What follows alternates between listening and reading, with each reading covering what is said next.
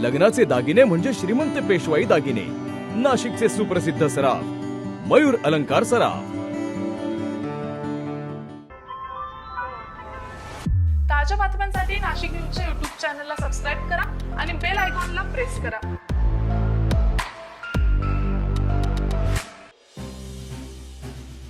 देवळाली मतदारसंघासाठी वंचित बहुजन आघाडीतर्फे महानगर प्रमुख अविनाश शिंदे यांना अधिकृत उमेदवारी जाहीर झालेली आहे।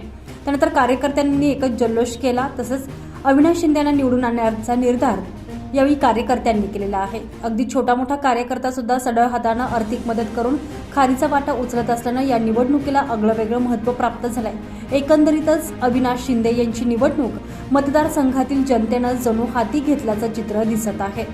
देवळाली विधानसभा मतदारसंघातील वंचित बहुजन आघाडीचे अधिकृत उमेदवार अविनाश शिंदे सर्वसामान्य कुटुंबातील आहेत। त्यामुळे एक नोट एक वोट देत नागरिकांनी ही निवडणूक आपल्या हाती घेतली आहे। देवळाली विधानसभा मतदारसंघातील अंबड लिंक रोड येथील घरकुल परिसरात काढण्यात आलेल्या प्रचार रॅलीदरम्यान ठिकठिकाणी अविनाश शिंदे यांचं जल्लोषात स्वागत झालं। महिलांनी त्यांचं औक्षण केलं। यावेळी नागरिकांकडून लोकवर्गणी देखील देण्यात आली। रॅलीच्या समाप्तीपर्यंत शिंदे यांना एकूण 47,000 रुपये लोकवर्गणी ही पहिल्याच दिवशी जमा झालेली होती। अविनाश शिंदे हे गेल्या 2 वर्षांपासून मतदारसंघात निवडणुकीची तयारी करतात।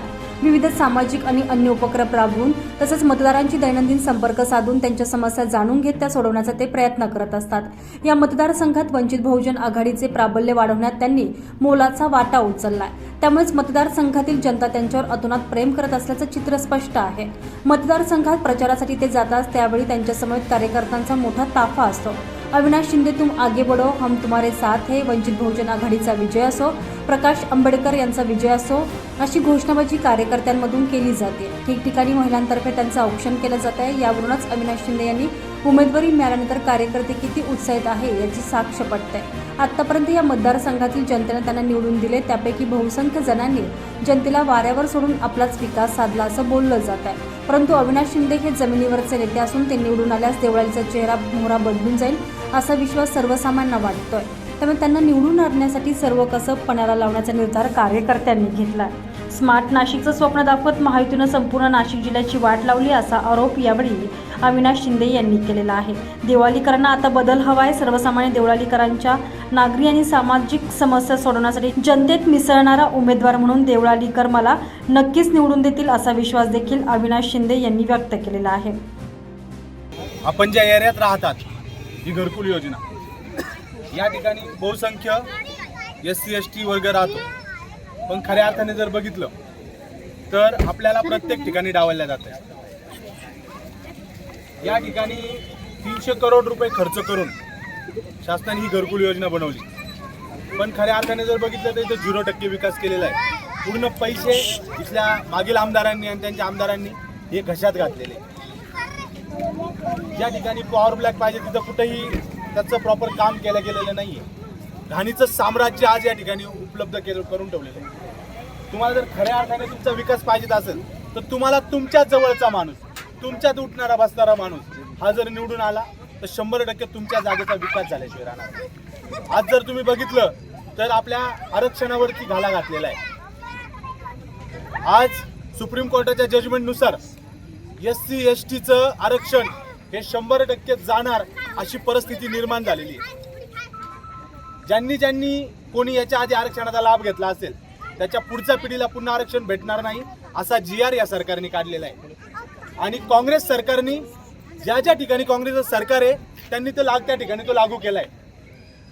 फडणवीस सरकार आणि शिंदे सरकारने जाता जाता एक GR काढून ठेवलाय की आम्ही किती लागू करू।